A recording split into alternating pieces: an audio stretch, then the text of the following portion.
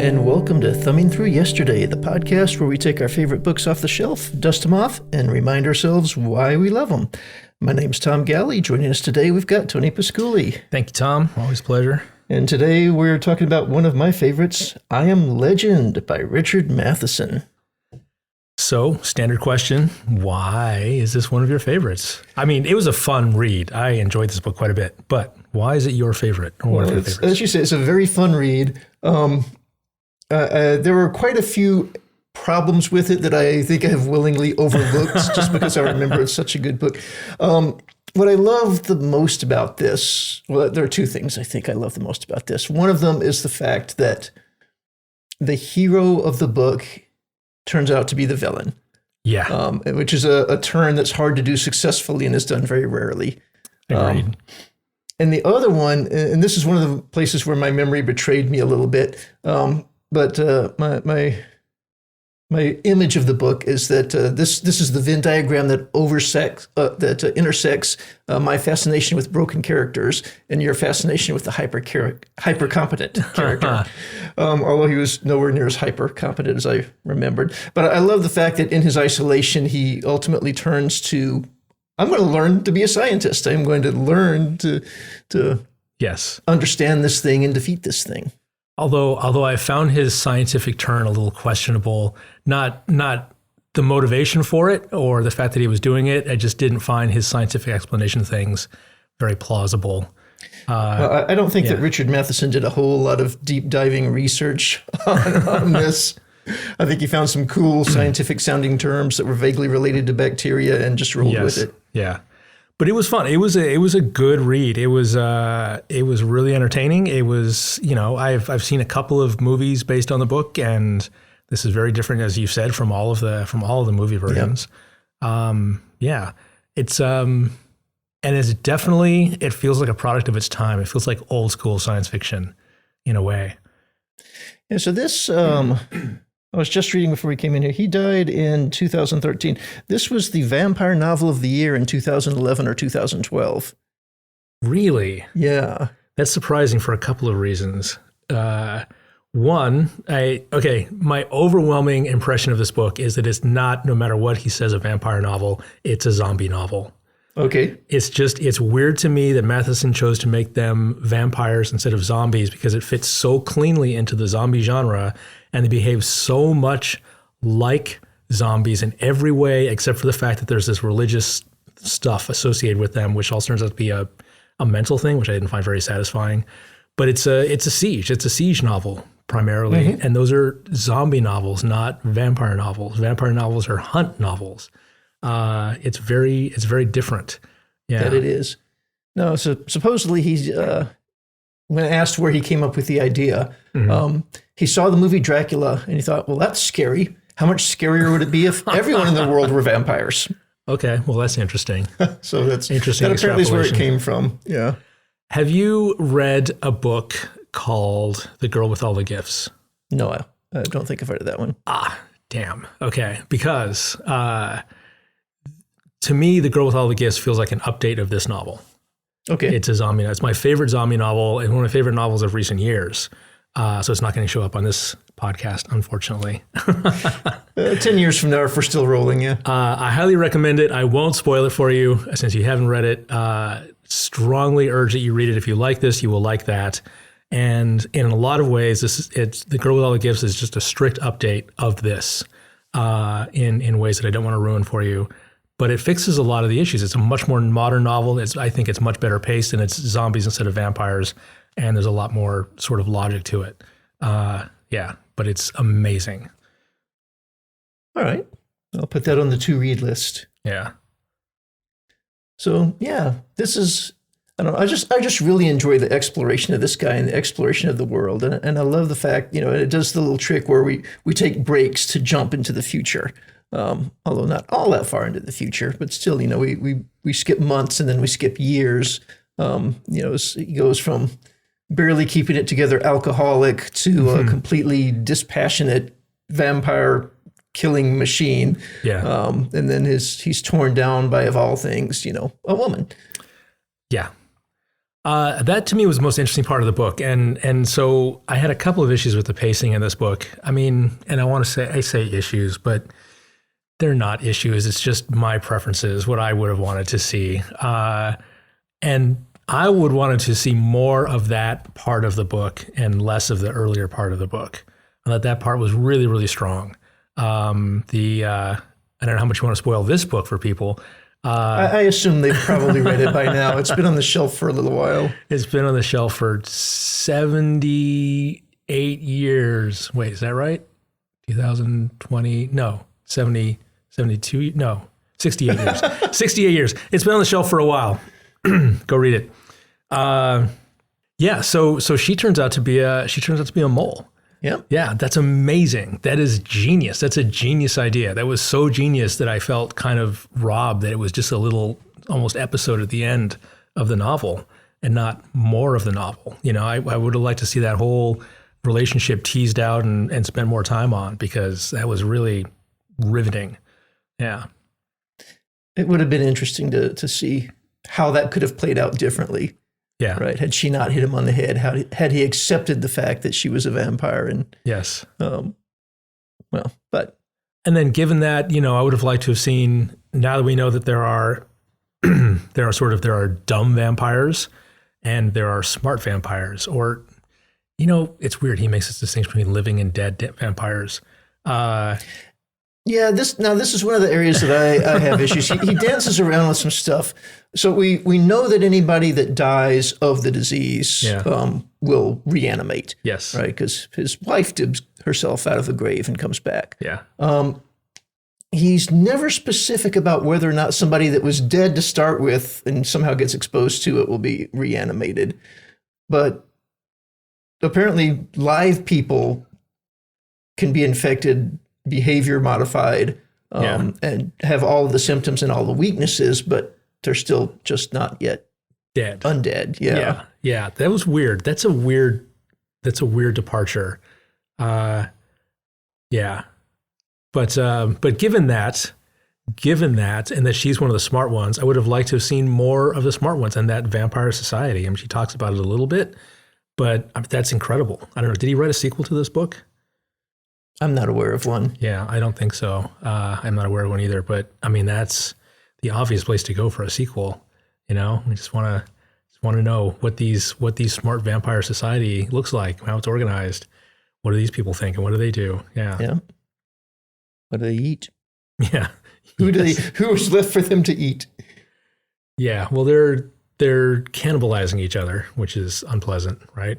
Yeah. Yeah. But they've got some sort of technology coming along, right? They've developed this pill, which he kind of gives us reason to believe is actually not the reason they're getting better or getting smarter, right? Because he's got the statement in there, you know, I had read it over and over again, but I never really thought about it.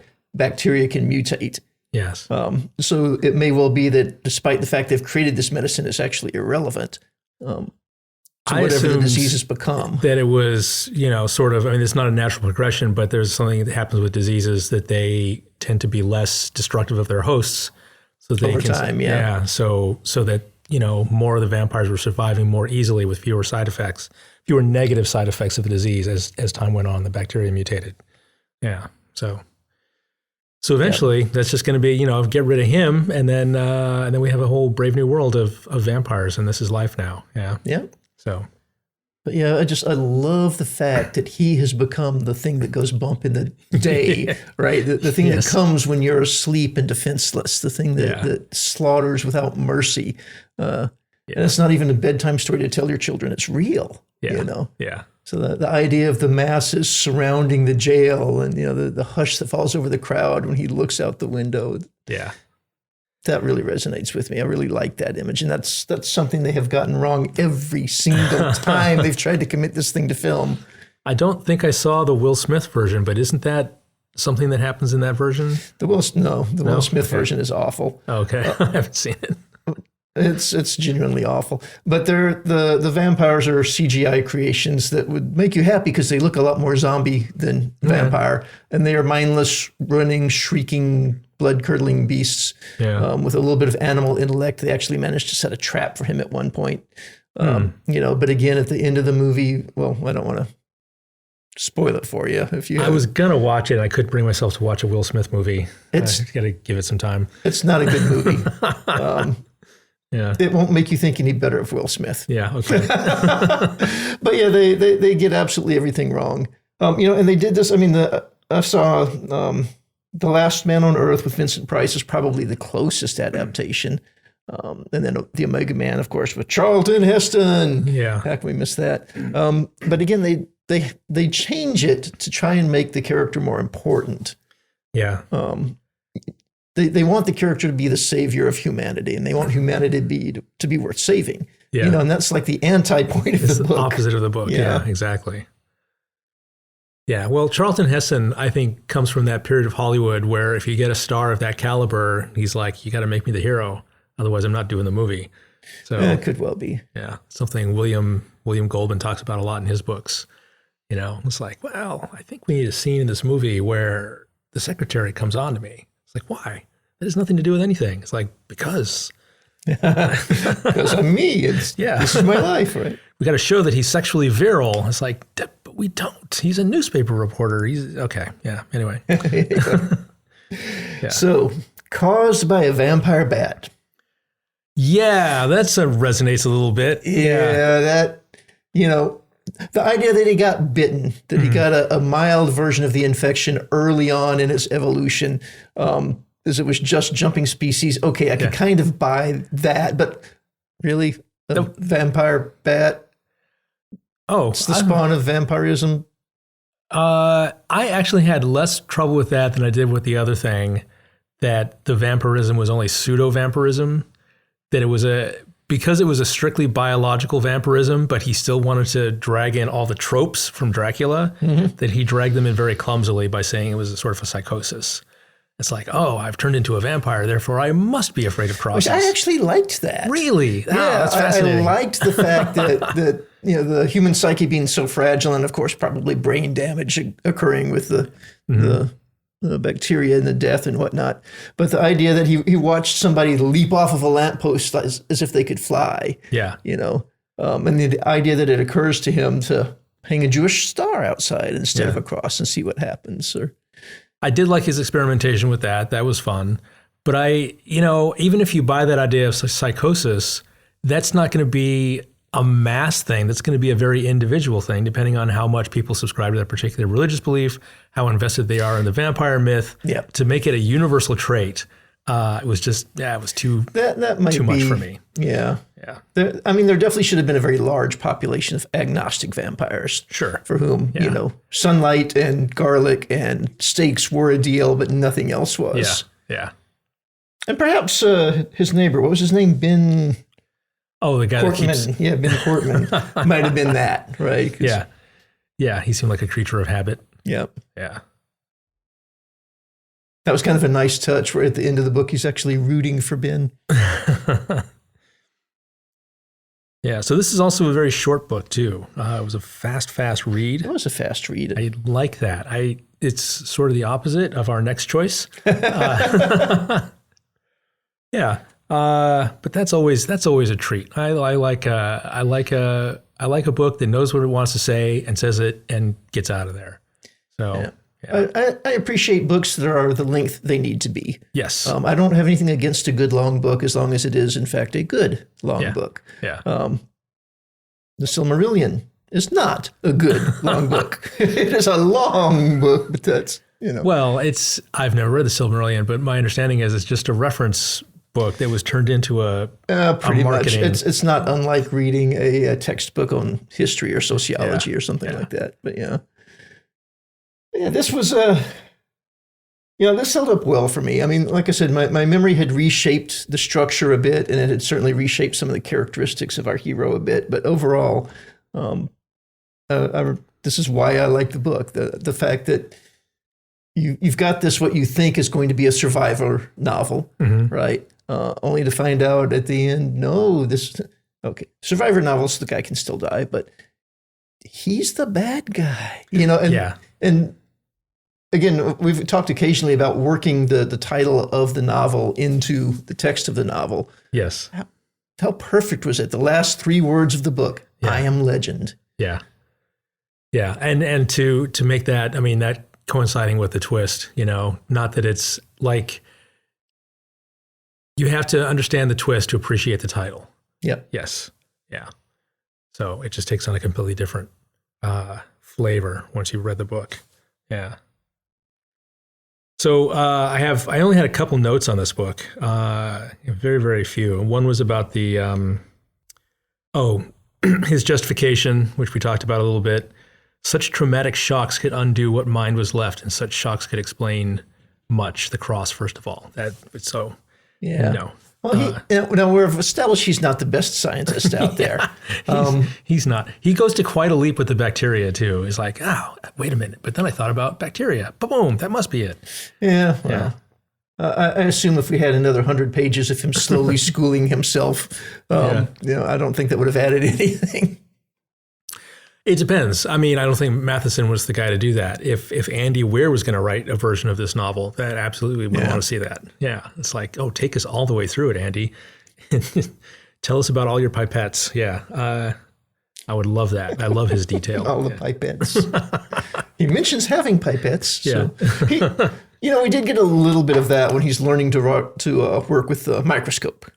Yes, that's true. Yeah, it takes him a while to learn how to use a microscope. First he gets a crappy microscope, and then he gets frustrated. So he goes and goes and gets a book on microscopes before he goes to find another microscope. And forces himself to be systematic all the way through that.